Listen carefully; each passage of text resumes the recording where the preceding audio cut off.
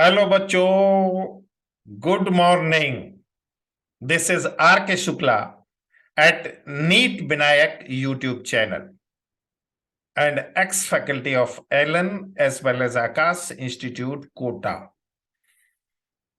तो बच्चों, अभी हम लोग बात कर रहे हैं माइक्रोब्स इन ह्यूमन वेलफेयर के बारे में। कई सारे टॉपिक को हम डिस्कस कर चुके हैं। ये पहला वीडियो उसका हो चुका है, ये सेकंड एंड लास्ट वीडियो है। इसमें हम बात करेंगे उसके जो तमाम सारे एप्लीकेशन है माइक्रोब्स के इन ह्यूमन वेलफेयर में, उसके बारे में थोड़ा हम लोग डिस्कशन करेंगे। ठीक है। अच्छा, और एक बात बच्चों, और जो पहले भी मैंने आपको कहा था कि अगर ऐसे बच्चे आपके कांटेक्ट में हैं जिनके लिए कोचिंग को अफोर्ड करना पॉसिबल नहीं है, तो प्लीज प्लीज ऐसे बच्चों तक निश्चित रूप से मेरा वीडियो पहुंचाएं ताकि लास्ट पर्सन तक एजुकेशन पहुंच सके। ठीक है। तो अभी हम लोग बात कर रहे हैं थोड़ा सा हम बात करें कि पहले क्या हमने पढ़ा था माइक्रोब्स के बारे में, क्या हम लोग स्टडी कर चुके हैं, थोड़ा सा उसके बारे में बात करें। देखो, इसका माइक्रोब्स का जनरल आइडिया हमने लिया था, और जनरल आइडिया के बाद इसका कुल मिलाकर जो 6 टॉपिक एनसीईआरटी में, 6 कंटेंट जो एनसीईआरटी में है, उनमें से जो 2 मेजर कंटेंट है ये हमने कंप्लीट कर लिया था। Microbes in house hold product and microbes in industrial product. ये दोनों टॉपिक आपको इसके पहले वाले लेक्चर में मिल जाएंगे, microbes in human welfare first में। अभी हम लोग बात करने वाले हैं, ये 4 टॉपिक के बारे में बात करने वाले हैं। Microbes in sewage transport, microbes in production of biogas, microbes as bio control agent and microbes as bio fertilizer. थोड़ा सा हम लोग रिकैप कर लें। हमने बात किया था कि कौन कौन सी चीजें माइक्रोब्स में इंक्लूड की जाती हैं। तो याद रखना, इसका एक फॉर्मूला लिया था, BP in favour. BP in favour का मतलब क्या है? मतलब अभी ब्लड प्रेशर फेवरेबल है, 120/80 की रेंज में है और ठीक है, तो ये कहलाएगा बीपी इन फेवर। यहां पर बी का मतलब क्या है? बैक्टीरिया। पी का मतलब क्या है? प्रायूंस एंड प्रोटोजोन्स। एफ का मतलब क्या है? फंजाई। एंड V2 का मतलब वायरस एंड वायरॉइड। जैसा कि आपको मालूम है, हमारे फॉर्मूलाज में स्मॉल लेटर का कोई मतलब नहीं होता, तो यहां पर इनका कोई मतलब नहीं है। फेवर में ए का कोई मतलब नहीं है और OUR का कोई भी मतलब नहीं है। ठीक है। फिर उसके बाद हमने बात किया था कि ये कहां पाए जाते हैं माइक्रोब्स। तो हमने डिस्कस किया था कि जितना भी लोकेशन है, सभी लोकेशन पर माइक्रोब्स पाए जाते हैं। ठीक है। अब हम इसके तीसरे पॉइंट के बारे में डिस्कस कर रहे हैं, माइक्रोब्स फॉर सीवेज ट्रीटमेंट। अब सीवेज का मतलब क्या होता है आप लोगों को अच्छी तरह से मालूम है। बेटा, हमारे घरों में जो पानी गंदा हो जाता है, जैसे किचन में, बाथरूम में, जब ये बाहर निकलता है तो ये क्या कहलाता है? Sewage water. आमतौर पर हम लोग क्या करते हैं? सीवेज वाटर को नदियों में मिला देते हैं। बट याद रखना, बगैर ट्रीटमेंट के सीवेज वाटर को नदियों में मिलाना, रिवर्स में फ्लो करना बहुत ही खतरनाक है। ठीक है। तो याद रखना, सीवेज को रिवर में फ्लो करने से पहले हमने उसका ट्रीटमेंट करना चाहिए। कैसा ट्रीटमेंट करना चाहिए? तो 2 तरह का ट्रीटमेंट है, दोनों के बारे में हम बात कर लें। देखो, सबसे पहले उसका प्राइमरी ट्रीटमेंट होता है, और प्राइमरी ट्रीटमेंट के बाद उसका सेकेंडरी ट्रीटमेंट होता है। तो थोड़ा सा हम बात कर लें। देखो, before disposal, hence sewage is treated in sewage treatment plant. याद रखना, शहर के बाहर या जहां पर सीवर वाटर को फ्लो किया जाता है नदियों में, रिवर्स में, वहां पर ये प्लांट लगाए जाते हैं to make it less polluting, pollution को कम करने के लिए। Treatment of waste water is done by the heterotrophic microbes. Heterotrophic microbes का मतलब क्या है? डिफरेंट कैटेगरी के microbes naturally present in the sewage. ये माइक्रोब्स जो है कहाँ पाए जाते हैं? सीवेज में ही पाए जाते हैं। हम उनका नंबर बढ़ाते हैं और उनका नंबर बढ़ाने से क्या होता है? उनके नंबर को हम बढ़ाते हैं और उनका नंबर बढ़ाने से हमारा फायदा क्या होता है? वो आसानी से काम कर पाते हैं। इस बात को याद रखना। Treatment of waste water is done by the heterotrophic microbes, हमने बात कर लिया। This treatment is carried out by 2 stages. ठीक है, देखो सबसे पहले हम क्या करते हैं? प्राइमरी ट्रीटमेंट, और उसके बाद क्या करते हैं? Secondary treatment. प्राइमरी ट्रीटमेंट वास्तव में याद रखना ये फिजिकल ट्रीटमेंट है। इस बात को अच्छी तरह से याद रखना। अगर हम प्राइमरी ट्रीटमेंट की बात करते हैं तो ये फिजिकल ट्रीटमेंट है। प्राइमरी ट्रीटमेंट में हम क्या करते हैं? फिल्ट्रेशन करते हैं, सेडिमेंटेशन करते हैं। जबकि सेकेंडरी ट्रीटमेंट है ये प्राइमरी ट्रीटमेंट के बाद चालू होता है। और सेकेंडरी ट्रीटमेंट में हम क्या करते हैं? मतलब उसमें माइक्रोब्स का इस्तेमाल करते हैं और जो भी पॉल्यूटेंट हैं उनका डाइजेशन करते हैं, उनका डिसइंटीग्रेशन करते हैं। ठीक है, तो चलिए बात करते हैं हम इस बारे में। और तो जो है प्राइमरी में ऑब्जेक्ट क्या है? Physical removal of particle, large and small, दोनों टाइप के जो पार्टिकल हैं लाइक सेंट पार्टिकल, उनका हम क्या करते हैं? फिजिकल रिमूवल करते हैं।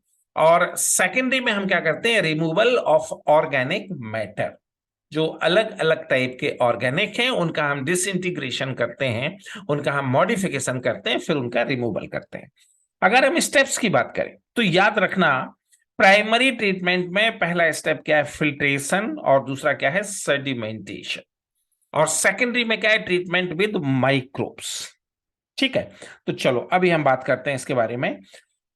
तो देखो, अब सबसे पहले हम बात कर रहे हैं प्राइमरी सीवेज ट्रीटमेंट के बारे में। इसमें सबसे पहले क्या करेंगे? सब्सिक्वेंशियल फिल्ट्रेशन करेंगे। फिल्ट्रेशन बिल्कुल वैसा होता है, यहां पर याद रखना, फिल्ट्रेशन बिल्कुल उस तरह का होता है जैसे चाय को हम छानते हैं तो उसकी चाय की पत्ती को, अदरक को हम बाहर निकाल देते हैं। तो सब्सिक्वेंशियल जो फिल्ट्रेशन है बिल्कुल उसी तरह का एक्टिविटी है। बस यहाँ पर इस्तेमाल जो हम करते हैं, किसका इस्तेमाल करते हैं? यहाँ पर हम बड़े फिल्टर का इस्तेमाल करते हैं। इस बात को अच्छी तरह से याद रखना। ठीक है, अच्छा, इसमें क्या होगा? इनिशियली फ्लोटिंग डीब्रीज, जो तैरने वाली उसमें गंदगी है, जो तैरने वाली है, वो उससे क्या होगा? अलग हो जाएगा। उसके बाद क्या करेंगे? Sedimentation. Then the grit, soil and small pebbles, जो छोटे छोटे पार्टिकल हैं जिन्हें हम कहते हैं ग्रिट, उनको उनका सेडिमेंटेशन किया जाएगा। उसमें हम क्या करेंगे? सीवेज कंटेंट को छोड़ देंगे टैंक में। तो ये ऑब्वियसली जितने भी पार्टिकल हैं ये क्या होंगे? नीचे जाकर बैठ जाएंगे। जब ये पार्टिकल नीचे जाकर बैठ जाएंगे तो ऊपर का जो वाटर है जिसमें कंपैरेटिवली कम पॉल्यूटेंट है, जो ऊपर का वाटर है उसको हम क्या कहते हैं? उसको हम कहते हैं सुपरनेटेंट। सुपरनेटेंट को हम बाहर निकाल लेंगे, और सुपरनेटेंट को जब हम बाहर निकालेंगे तो बाहर निकालते समय ये क्या कहलाएगा? एफ्लुएंट। याद रखना, फिर से याद रखना, सेडिमेंटेशन के लिए हम क्या करेंगे? सेडिमेंटेशन के लिए हम सीवेज वाटर को छोड़ देंगे, मोटिलिटी का लेवल उसमें मिनिमम कर देंगे, तो ये पार्टिकल बैठ जाएंगे। अब अपर एरिया वाटर जिसमें पोल्यूटेंट बहुत ही कम है उसे हम क्या कहेंगे? सुपरनेटेंट। और सुपरनेटेंट को जब बाहर निकाला तो ये क्या हो गया? Effluent. The effluent from the primary sewage tank taken to the secondary treatment, इसका इस्तेमाल किसमें होगा? इसका इस्तेमाल याद रखना, इसको हम ले जाएंगे सेकेंडरी ट्रीटमेंट के लिए, इसको हम ले जाएंगे। अब उसके बाद हम बात कर रहे हैं सेकेंडरी बायोलॉजिकल सीवेज ट्रीटमेंट। याद रखना ये कॉम्प्लिकेटेड मैकेनिज्म। इसमें सबसे पहले स्टेप बन क्या है? The primary effluent is passed into large aeration tank where is constantly agitation mechanically and air is pumped into. सबसे पहले किस में ले जाएंगे? इसको लार्ज जो है टैंक में ले जाएंगे। टैंक में क्या होगा? लगातार एयर पास होगा। ठीक है, और उसके अलावा मैकेनिकल उसमें हलचल होती रहेगी। ब्लेड जैसा स्ट्रक्चर होता है जो लगातार घूमते रहता है। ठीक है, इससे हमें फायदा क्या होगा? इन दोनों एक्टिविटी का फायदा हमें ये होगा कि ऑक्सीजन लगातार चल रही है और उससे लगातार मूवमेंट हो रहा है, तो उसमें जो जो है इसका मतलब पॉल्यूशन फ्री करने वाले जो माइक्रोब्स हैं उनका मल्टीप्लीकेशन स्पीडी होता है, जिससे उनका ग्रुप बन जाता है। इस बात को याद रखना। तो step one, result in vigorous growth of useful aerobic microbes into flocs, masses of bacteria associated with fungal filament to form mesh like structure। ठीक है, जब आप लगातार आप ऑक्सीजन दोगे और मैकेनिकल एक्टिविटी भी लगातार होती रहेगी, ब्लेड के जैसा स्ट्रक्चर उसमें घूमते रहेगा, तो वाटर फिल्ट्रेशन वाले जो बैक्टीरिया हैं उनका रेट ऑफ मल्टीप्लीकेशन बहुत ज्यादा बढ़ जाएगा। और जब इनका रेट ऑफ मल्टीप्लीकेशन बहुत ज्यादा बढ़ जाएगा, जो फिल्ट्रेशन वाले बैक्टीरिया हैं, तो अब ये क्या करेंगे, अब ये while growing, these microbes consume the major part of organic matter in effluent। Effluent के जितने ऑर्गेनिक मैटर हैं उस समय से ज्यादातर को ये क्या करेंगे, कंज्यूम कर लेंगे। Got it my point. अब सवाल इस बात का है कि हमें कैसे मालूम पड़ेगा कि ये वाटर पॉल्यूशन फ्री हो चुका है, पता कैसे चलेगा? ये हमें मालूम पड़ेगा बीओडी से, बायोलॉजिकल ऑक्सीजन डिमांड। पर लीटर सीवेज वाटर में ऑक्सीजन का जितना डिमांड है वो ये तय करेगा कि पॉल्यूशन फ्री हो चुका है कि नहीं हो चुका है। अगर वाटर में ज्यादा पॉल्यूशन है तो बीओडी ज्यादा रहेगा। तो हम क्या करेंगे, बार बार सीवेज वाटर का ट्रीटमेंट करेंगे, उनके माइक्रोबियल ट्रीटमेंट के दौरान टेस्ट करेंगे, और जब तक एक लेवल के अंदर बीओडी नहीं आ जाएगा, जब एक लेवल के अंदर बीओडी आ जाएगा तो हम उसका टेस्ट करना बंद कर देंगे। ठीक है, तो आखिर हमें कैसे मालूम पड़ेगा, चलिए बात करते हैं। हमें कैसे मालूम पड़ेगा कि बीओडी अभी मतलब पॉल्यूशन फ्री हो चुका है? तो याद रखना, the sewage water is treated till the BOD is reduced. BOD का मतलब क्या होता है बच्चों, आप लोग अच्छी तरह से जानते हो, biological oxygen demand.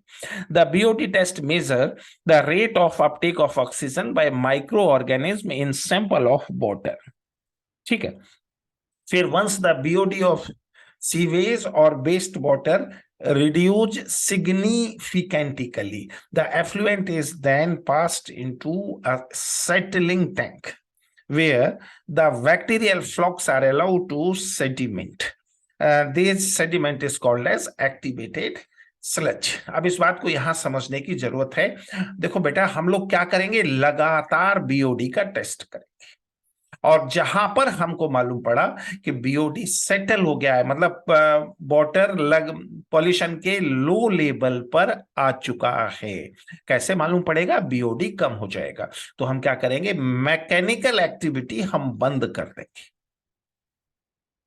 Got it my point. जब मैकेनिकल एक्टिविटी को हम लोग बंद कर देंगे तो उसमें क्या होगा, जो हमारा बैक्टीरियल माइक्रोफ्लोरा था जिसका इस्तेमाल करके हमने उसको पॉल्यूशन फ्री करवाया, ऑर्गेनिक कंटेंट का डाइजेशन करवाया, कंजम्पशन करवाया, वो क्या होगा, एफ्लुएंट के लोअर लेवल पर सेडिमेंट के फॉर्म में बैठ जाएगा। अब ये क्या कहलाएगा, this is called as bacterial sludge. ठीक है, अब हमें क्या करना है कि ये जो बैक्टीरियल माइक्रोफ्लोरा है इसका थोड़ा सा फ्रैक्शन लेकर हमें उस वाटर में डाल देना, उस टैंक में डाल देना है जहां फिर से हम सेकेंडरी ट्रीटमेंट करने वाले हैं, और बाकी हमारे लिए बेस्ट मटेरियल हो जाएगा। ठीक है, तो उसको हम क्या करेंगे, उसका हम डिसइंटीग्रेशन करेंगे, इस बात को याद रखना। उसका हम क्या करेंगे, उसका हम डिसइंटीग्रेशन करेंगे, इस बात को याद रखना। ठीक है, so small part of activated sludge is pumped back into the aeration tank to serve as the inoculum। उसका हम किस में इस्तेमाल करेंगे, inoculum में। ठीक है, step 7, the remaining major part of sludge is pumped into large tank called anaerobic sludge digester।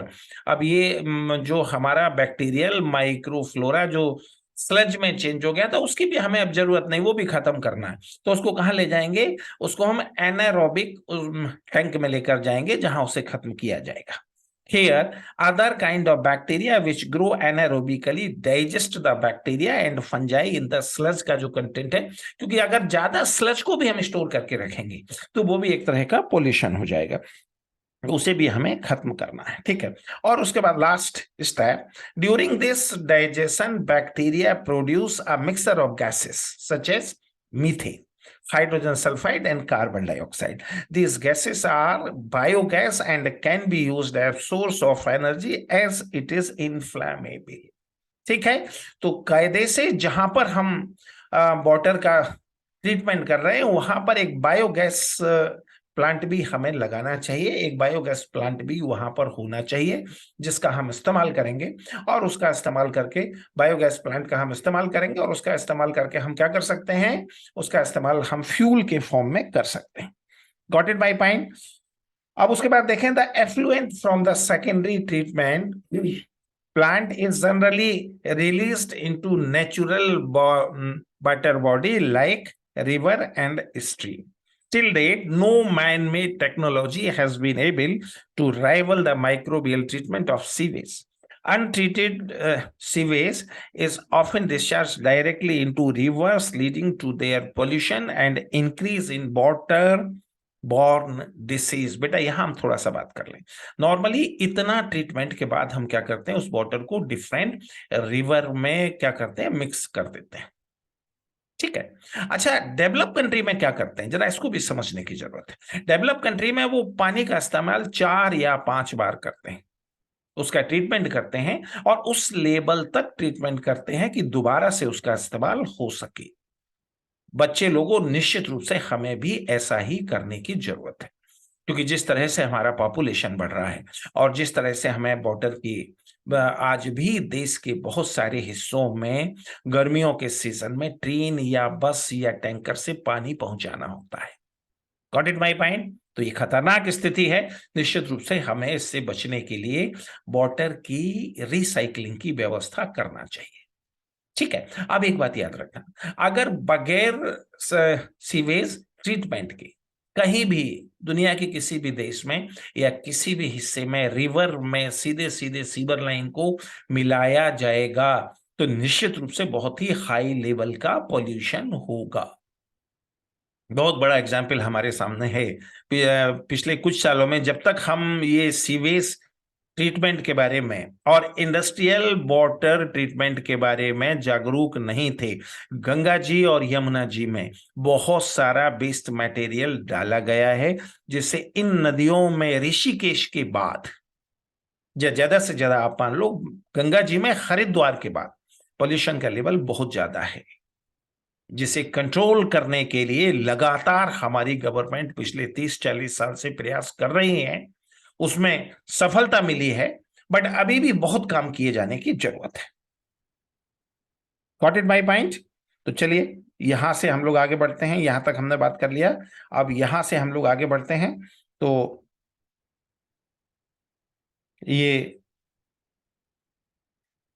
the Ministry of Environment and Forest has initiated Ganga Action Plan and Yamuna Action Plan to save these major rivers of our country from pollution.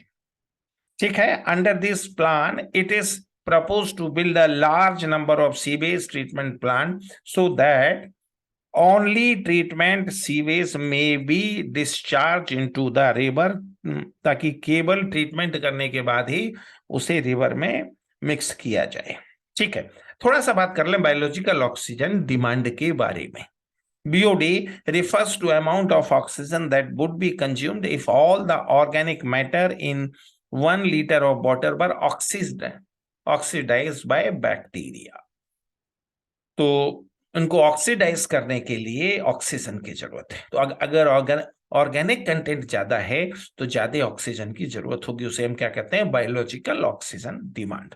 The BOD test measure the rate of uptake of oxygen by microorganism is a sample of water and thus indirectly BOD is measure of the organic matter present in the water. ठीक है, BOD इस बात का measurement है कि कितने organic content water में है, कितनों का ट्रीटमेंट हो गया है, कितने अभी बचे हैं, ठीक है। फिर greater the BOD of waste water more is it polluting potential, ठीक है। फिर चलिए उसके बाद हम बात करें किसके बारे में, microbes in production of biogas. अब बच्चों थोड़ा सा यहाँ पे जानने की जरूरत है कि आखिर बायोगैस की हमें इतनी जरूरत क्या है, बायोगैस का मतलब क्या है। बायोगैस का मतलब क्या है बच्चों, इस बात को समझने की जरूरत है। लिविंग सोर्स अगर ऐसा कोई गैस बनाता है जो इनफ्लामेबल है और जिसका इस्तेमाल फ्यूल के फॉर्म में किया जा सकता है, तो ऐसा गैस क्या कहलाता है, बायोगैस। आखिर हमें इसकी जरूरत क्या है। हमारे एक्सपोर्ट का बहुत बड़ा हिस्सा खर्च होता है पेट्रोलियम के एक्सपोर्ट पर, जो हम करते हैं मिडल ईस्ट की जो ऑयल प्रोड्यूसिंग कंट्री है। और हमारा बहुत सारा जो इंटरनेशनल करेंसी है डॉलर, इस पर खर्च हो जाता है। अगर इकोनॉमिकली देश को मजबूत बनाना है तो ऐसे में इस डिपेंडेंसी को डिक्रीज करने की जरूरत है, और उसके लिए हमें लगातार अल्टरनेटिव सोर्सेस ऑफ एनर्जी को सर्च करना है, जिसमें बायोगैस भी एक बहुत अच्छा संसाधन है। ठीक है, बायोगैस जिसमें सबसे मेनली कौन सा गैस होता है, मीथेन होता है। अगर उसके संसाधनों को हम बढ़ा सकें तो निश्चित रूप से हमें बहुत बड़ी सफलता मिल जाएगी। Got it my point. तो चलिए बात करते हैं बायोगैस के बारे में, डिस्कस करते हैं। तो देखो, biogas is a mixture of gases containing predominantly methane. सबसे ज्यादा इसमें क्या है, methane, produced by microbial activity and which may be used as fuel. Microbial activity से बनता है और उसका इस्तेमाल फ्यूल के फॉर्म में किया जा सकता है। और माइक्रोब्स क्या है उसको हमने डिस्कस कर लिया है, BP in favour. You have learn that microbes produce different type of gases and product during growth and metabolism. Microbes जो है ग्रोथ और मेटाबॉलिज्म के द्वारा तमाम सारे एंड प्रोडक्ट बनाते हैं। ठीक है। अब उसके बाद बात करें different type of biogas. The type of the gas produced depend upon the microbes and the organic substrates they utilize. तो सबसे पहले इसमें biogas due to fermentation of डफ। डफ के बारे में हमने बात किया था पिछले लेक्चर में। डफ क्या होता है, गुथा हुआ आटा। In the example cited in the relation of fermentation of डफ। डफ का इस्तेमाल हम किसमें करते हैं, इडली और डोसा जैसे कंटेंट को बनाने में करते हैं, और दूसरे फूड मटेरियल भी हम इससे बनाते हैं। चीज baking and production of beverage. The main gas produced बाज कार्बन डाइऑक्साइड। डफ के इस्तेमाल में जो मेनली हमें गैस मिला था वो कौन सा था, कार्बन डाइऑक्साइड। सेकंड कौन सा है, methanogens. However, certain bacteria which grow anaerobically on cellulosic material, जो सेलुलोज पर फेड करते हैं, एनारोबिकली करते हैं, वो क्या बनाते हैं, वो बनाते हैं मीथेन और कार्बन डाइऑक्साइड और hydrogen. These bacteria are collectively called methanogens। ये मिल मिलाकर क्या कहलाते हैं, methanogens. And one such common bacterium is methanobacterium. इनका एक कॉमन बैक्टीरियम क्या है, methanobacterium. These bacteria are commonly found in aerobic sludge during sewage treatment।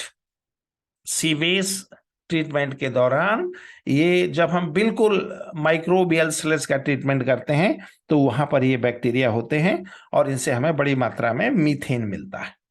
फिर methanogens in rumen। This bacteria also present in the rumen, a part of stomach of kettles. हमें मालूम है गाय में और इस तरह के जो कैटल्स हैं उनके स्टमक का एक पार्ट है जो कहलाता है rumen। और ऐसे एनिमल क्या कहलाते हैं, याद रखना, ऐसे एनिमल कहलाते हैं रूमिनेट एनिमल।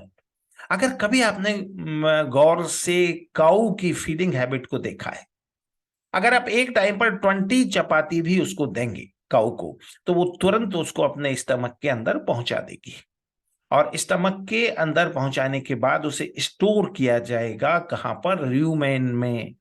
और कभी ध्यान से देखना बच्चों, हम बायोलॉजी के स्टूडेंट हैं, तो एनिमल की डिफरेंट टाइप की एक्टिविटी पर हमें ध्यान देना चाहिए। कभी आप ध्यान से देखेंगे तो जब भी गाय फुर्सत में होती है तो लगातार अपने मुंह को चबाती रहती है, ठीक है ना। तो र्यूमेन में जो भी फूड मटेरियल है वो र्यूमेन से वापस आएगा, कहां पर आएगा, बक्कल कैविटी में। उसका च्यू होगा, उसका मास्टिकेशन होगा, और उसके बाद फिर से एंटर करेगा। तो याद रखना, गाय बैल के सामने ये फैसिलिटी नहीं है कि वो लंच के समय ब्रेकफास्ट के समय, डिनर के समय, हर समय उनको फूड मटेरियल मिल सके। उन्हें जब भी फूड मटेरियल मिलेगा तो उन्हें पूरे दिन का या लॉन्ग टर्म का अरेंजमेंट करना होगा। बच्चों एक बात याद रखना, बनाने वाले ने कितने गजब ढंग से बनाया, जिसकी जैसी रिक्वायरमेंट है वैसा ही उसको फीडिंग का व्यवस्था दिया है। चलिए आगे बढ़ते हैं। तो र्यूमेन के बारे में हमने बात कर लिया। अब र्यूमेन से हम थोड़ा आगे बढ़े। A lot of cellulosic material present in the food of cattle is also present in the rumen. In rumen, these bacteria help in the breakdown of cellulose and play an important role in the nutrition of cattle. बच्चों हमने human being का पूरा digestion पढ़ा है। क्या हमें कोई भी सेल्यूलेट जैसा एंजाइम वहां मिला? नहीं मिला, क्योंकि हमारी एलिमेंट्री कैनाल में सेल्यूलेज नहीं होता और हमारे एलिमेंट्री कैनाल में सेल्यूलोज का डाइजेशन करने की कैपेसिटी होती ही नहीं है। बट कैटल्स में, उनके र्यूमेन में जो बैक्टीरिया है उसमें सेल्यूलोज का डाइजेशन करने वाला एंजाइम सेल्यूलेज रिलीज होता है, जिससे सेल्यूलोज का डाइजेशन हो जाता है। Got it? चलिए यहां से आगे बढ़ते हैं। अब उसके बाद in human the bacteria help in the breakdown of cellulose and play and important role in the nutrition of cattles. ठीक है। फिर उसके बाद गोबर gas. Do you think the human being are able to digest the cellulose present in our food? नहीं, हमारे उसमें capacity नहीं है। Thus the excreta dung of kettles commonly called गोबर is rich in this bacteria. ये bacteria जो cellulose का digestion कर सकते हैं काऊ के डंग में, काऊ के गोबर में भी होता है। Dung can be used for generation of biogas commonly called gobar gas. गोबर गैस की जनरेशन में इसका इस्तेमाल होता है। कैसे करते हैं? गोबर गैस का प्लांट कैसे बनाते हैं? देखो, एक गड्ढा खोदते हैं, ठीक है ना। देखो, एक बड़ा सा गड्ढा बनाते हैं और उसको 10 या 15 या 20 फीट गहरा गड्ढा, उसमें कुल मिलाकर 3 ओपनिंग होती है। एक ओपनिंग टॉप पर होती है जिस पर एक ढक्कन रखा जाता है, और वो ढक्कन रखने का फायदा ये होता है कि जब भी गोबर गैस पर्याप्त मात्रा में बन जाती है तो वो ढक्कन क्या करता है? मूव करना लगता है, जिससे मालूम पड़ता है कि गोबर गैस बन चुकी है। ठीक है। दूसरा जो एग्जिट पॉइंट है वो किस बात के लिए है? अच्छा, इसी होल का इस्तेमाल करते हैं गोबर का इनपुट करने। दूसरा जो एग्जिट है वो किस बात के लिए है? वो गोबर गैस को बाहर निकालकर गैस स्टोव तक ले जाने के लिए है। और तीसरा, गोबर के इस्तेमाल के बाद जो उसकी सिलरी बचती है, गोबर का बचा हुआ पार्ट, उसको बाहर निकालने के लिए होता है, जिसका इस्तेमाल मैन्योर या खाद के फॉर्म में होता है। ठीक है, तो चलिए बात करते हैं, यहां पर बात करते हैं। It is consist of concrete tank 10 to 50 feet deep in which bio waste are collected and a slurry of dung is fed। गोबर का एक पतला सा घोल बना करके इसमें भर दिया जाता है, जिसे कहते हैं सिलरी। अब फ्लोटिंग कवर, कवर कैसा है? फ्लोट कर रहा है। is placed over the slurry which keep on rising as the gas is produced in the tank due to microbial activity। जितनी देर में गैस बन जाएगी तो ये उठ जाएगा ढक्कन, तो मालूम पड़ जाएगा कि भाई अब खाना बनाया जा सकता है। The biogas plant has an outlet which is connected to a pipe to supply biogas to nearby houses, right? The spent slurry is removed through another outlet and may be used as fertilizer। NCERT ने fertiliser लिखा है, वास्तव में ये fertiliser नहीं होता, ये manure होता है। फर्टिलाइजर केमिकल होता है।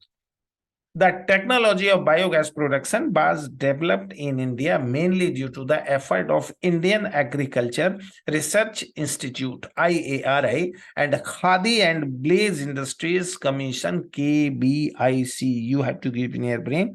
ये 2 एजेंसी हैं जो मिलकर के इसको डेवलप कर रही हैं। ठीक है, अब थोड़ा सा बात कर लें microbes as bio control agency. ये इसका बहुत ही इंपॉर्टेंट पॉइंट है कि बायो कंट्रोल हम कैसे कर सकते हैं। देखो बच्चों, याद रखना, जब हम खेती करते हैं या उससे जुड़ा हुआ कोई काम करते हैं तो बेटा उसमें हमें फर्टिलाइजर की जरूरत होती है। हमें पेस्टिसाइड की जरूरत होती है, इंसेक्टिसाइड की जरूरत होती है, बीडीसाइड की जरूरत होती है।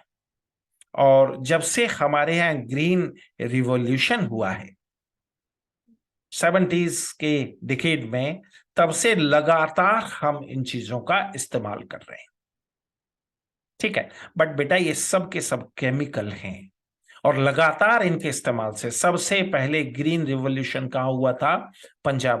पंजाब, हरियाणा, पश्चिमी उत्तर प्रदेश और देश के कुछ और पार्ट में। आज की कंडीशन ये है कि इन सभी पार्ट में जो सॉइल है वो कीमोटॉक्सिक हो चुकी है, केमिकल की क्वांटिटी बढ़ चुकी है।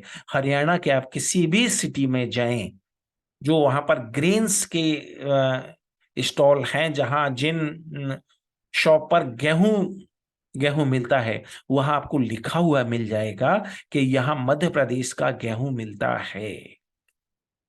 Got it my point? Madhya Pradesh में ग्रीन रिवॉल्यूशन थोड़ा देर से हुआ, तो ऐसे में वहां का जो सॉइल है, जो वाटर है, उसका कीमोटॉक्सिसिटी का लेवल ना के बराबर है। तो बेटा याद रखना, जब हम फर्टिलाइजर का इस्तेमाल करते हैं, जब फर्टिलाइजर का इस्तेमाल करते हैं, इंसेक्टिसाइड का इस्तेमाल करते हैं, पेस्टिसाइड का इस्तेमाल करते हैं, तो ऐसा खेती को हम क्या कहते हैं? कन्वेंशनल खेती। इससे लगातार टॉक्सिसिटी सॉइल वाटर का बढ़ रहा है। तो ऐसे में एक नया सोच है, एक नया थॉट प्रोसेस है, जिसे हम कहते हैं ऑर्गेनिक फार्मिंग।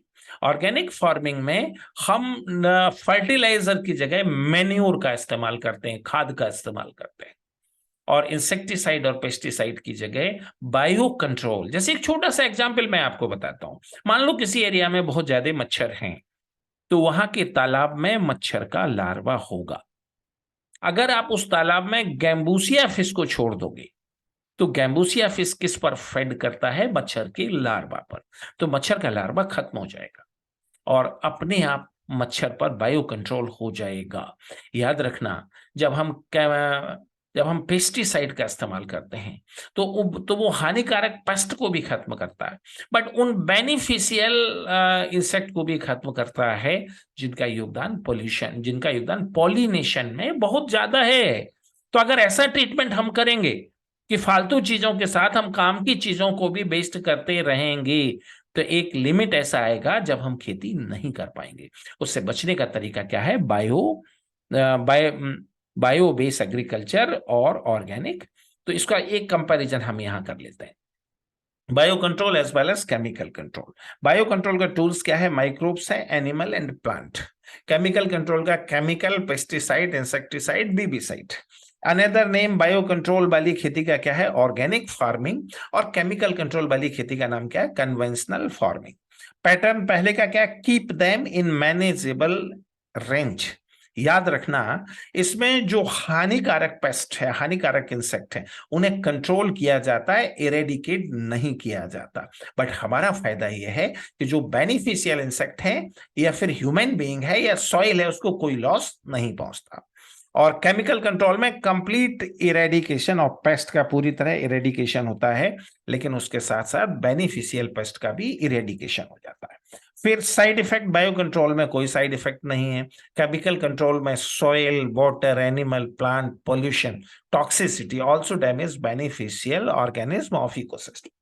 सस्टेनेबिलिटी की बात करें, बायो कंट्रोल सस्टेनेबल है। हमारे देश में 10,000 ईयर बैक, याद रखना, हमारे देश में 10,000 ईयर बैक एग्रीकल्चर का शुरू हुआ, शायद उससे भी पहले। हम दुनिया के सबसे पुराने देश हैं जहां कल्चर और एग्रीकल्चर दोनों की शुरुआत हुई। और 1950 से पहले तक हम बायो कंट्रोल पर भरोसा करते थे, ऑर्गेनिक फार्मिंग में भरोसा करते थे। पिछले 10,000 साल से सॉइल या वाटर की टॉक्सिसिटी कहीं नहीं थी और एग्रीकल्चर सस्टेन करता था। बट पिछले 50 सालों में जब हमने केमिकल, फर्टिलाइजर, पेस्टिसाइड, इन सब का इस्तेमाल किया, तो हमारा सॉइल, हमारा वाटर, सब कुछ पॉल्यूशन के साइड में जा रहा है। तो ये सस्टेनेबल अरेंजमेंट नहीं है, इस बात को अच्छी तरह याद रखना है, ठीक है। तो सस्टेनेबिलिटी की बात करते हैं, बायो कंट्रोल कैसा है, सस्टेनेबल है, केमिकल कंट्रोल कैसा है, नॉन सस्टेनेबल। फिर याद रखना, beneficial life form will survive करेगा बायो कंट्रोल में, ऑर्गेनिक फार्मिंग में, बट केमिकल में will be eradicated along with paste, paste के साथ ये भी खत्म हो जाएगा। अब बात करें ऑर्गेनिक फार्मिंग के बारे में। In agriculture there is a method of controlling pest that relies on natural predation rather than introduced chemical, chemical डालने के बजाय नेचुरल प्रीडेशन का इस्तेमाल किया जाता है। A complex system of checks and balance within a living and vibrant ecosystem, ये living और वाइब्रेंट इकोसिस्टम है, ठीक है। फिर उसके बाद बात करते हैं माइक्रोब्स फॉर बायो कंट्रोल, कौन कौन से माइक्रोब्स का हम इस्तेमाल करते हैं। तो इसमें पहला कॉलम में हमने पेस्ट लिया है, दूसरे कॉलम में बायो कंट्रोल एजेंट लिया है, तीसरे में दूसरी चीजों को लिया है। तो याद रखना, एफिड्स एंड मॉस्किटो, इनको कंट्रोल करने के लिए हम lady bird and dragon beetles का इस्तेमाल करते हैं, जिनकी बॉडी पर रेड एंड ब्लैक मार्किंग होता है। बटरफ्लाई कैटरपिलर्स के लिए हम बैसिलस थ्यूरिजिएंसिस का इस्तेमाल करते हैं, ठीक है। फिर उसके बाद सेवरल प्लांट पैथोजन के लिए हम फंगस ट्राइकोडर्मा का इस्तेमाल करते हैं, जो फ्री लिविंग फंजाई है और मेनली रूट के इकोसिस्टम में होता है। फिर इंसेक्ट एंड अदर आर्थ्रोपोड के लिए हम बैक्यूलोबायरस का इस्तेमाल करते हैं, जिनका जीनस कौन सा है, nucleo polyhedron virus. Got it my point.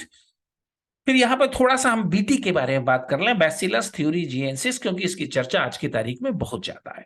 These are available in sachets, ये पैकेट में अवेलेबल है, and as dry spores which mix with water and is sprayed onto the vulnerable plants such as brassicas and fruit trees where these are eaten by insect larvae। याद रखना इसकी खास बात क्या है, बैसिलस थ्यूरिजिएंसिस की खास बात क्या है, याद रखना ये जो बैक्टीरिया है, अगर ये इंसेक्ट लार्वा की एलिमेंट्री कैनाल में जाएगा, इसे हम क्या करते हैं, फसल के ऊपर छोड़ देते हैं।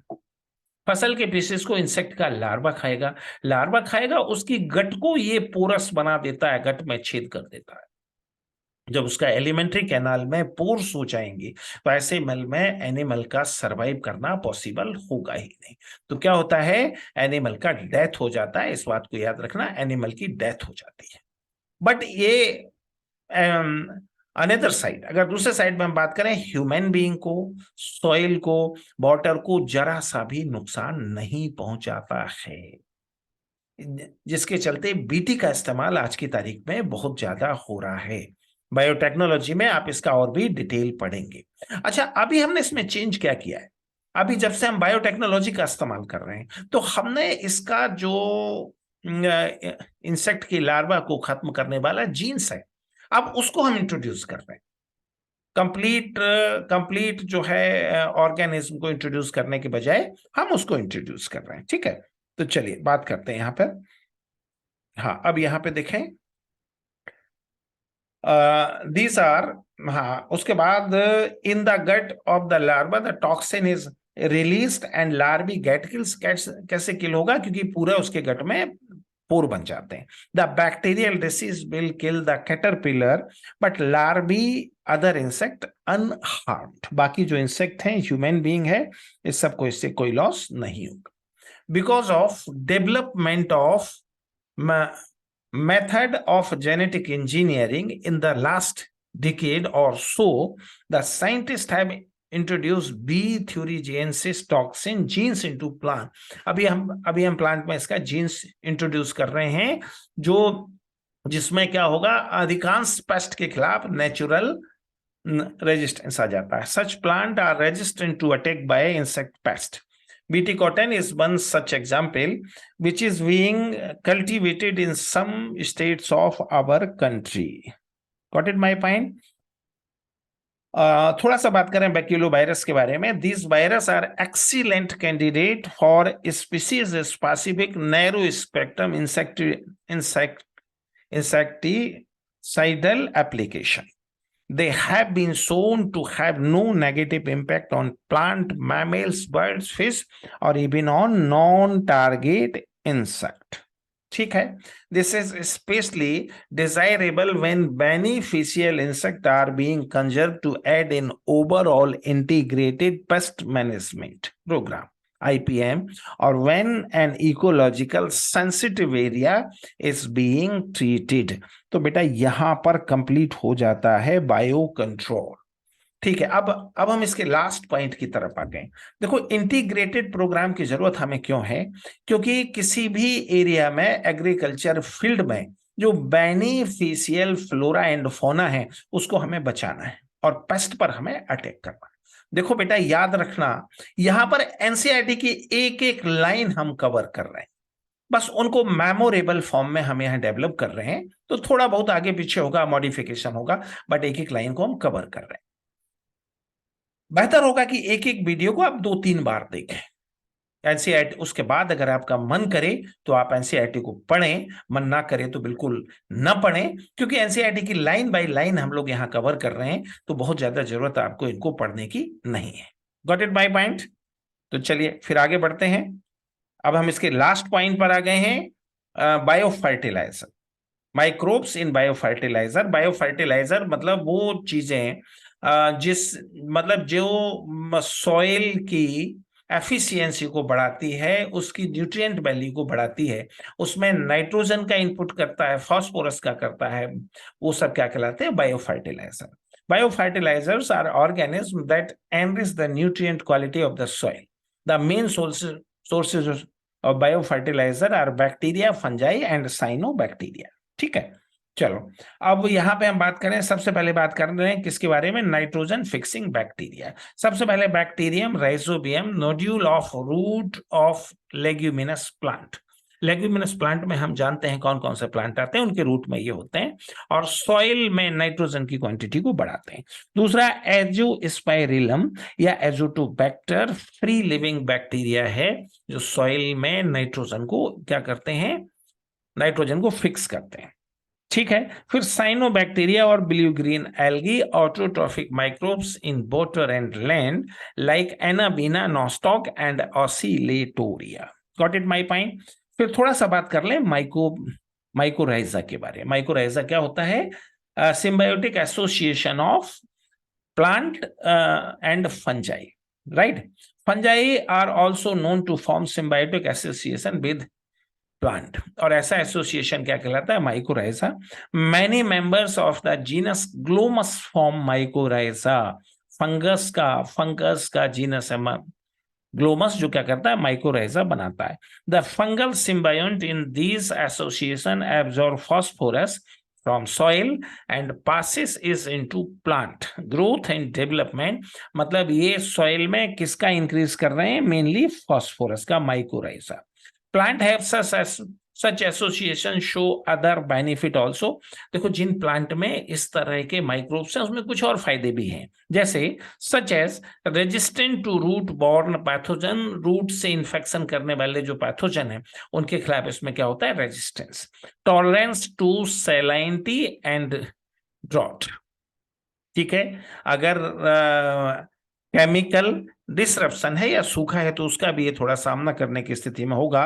और and overall increase in plant growth and development, plant का ग्रोथ भी बेहतर होगा। ठीक है, in paddy field cyanobacteria serve as an important bio fertilizer. चावल की फील्ड में याद रखना, साइनोबैक्टीरिया बहुत ही इंपोर्टेंट काम करते हैं। Currently in our country, a number of biofertilizer are available commercially in the market, and farmers use these regularly in their field to replenish soil nutrient and to reduce dependence on the chemical fertilizer. Got it my point? तो बेटा याद रखना इन चीजों के बारे में, microbes in human welfare, इनके बारे में जितना हमें डिस्कशन करना था वो हमने कर लिया है। जो कुछ भी हमें पढ़ना था वो हमने पढ़ लिया है, इससे ज्यादा कुछ भी हमें पढ़ने की जरूरत नहीं है। और पूरा एनसीईआरटी यहां पर हम कवर कर रहे हैं, तो पूरा नीट का पेपर यहां से आने की गारंटी है। केवल एक टॉपिक एनसीईआरटी से बाहर आएगा ही चीता, जिसके बारे में डिटेल लेक्चर हम लोग रिकॉर्ड कर चुके हैं। तो आपको क्या करना है, 2-3 बार ये लेक्चर देखना है और उसके बाद उसे सेव करना है। और जब भी और उसमें जो खास खास कंटेंट है, चार्ट है, टेबल है, उनको नोट कर लेना है। कुल मिलाकर इतना आपको करना है, ठीक है, और आप तैयार हो जाएंगे। हाँ, और दूसरी बात, अगर अभी तक आपने मेरे चैनल को सब्सक्राइब नहीं किया है तो सब्सक्राइब करें, शेयर करें और अच्छे अच्छे कमेंट करें। आपके नीट एग्जाम तक मैं आपके साथ रहूंगा। अब अगले राउंड में हम cell biology, inheritance means genetics, biomolecule और बायोटेक्नोलॉजी के बारे में बात करने वाले। Okay, all the best.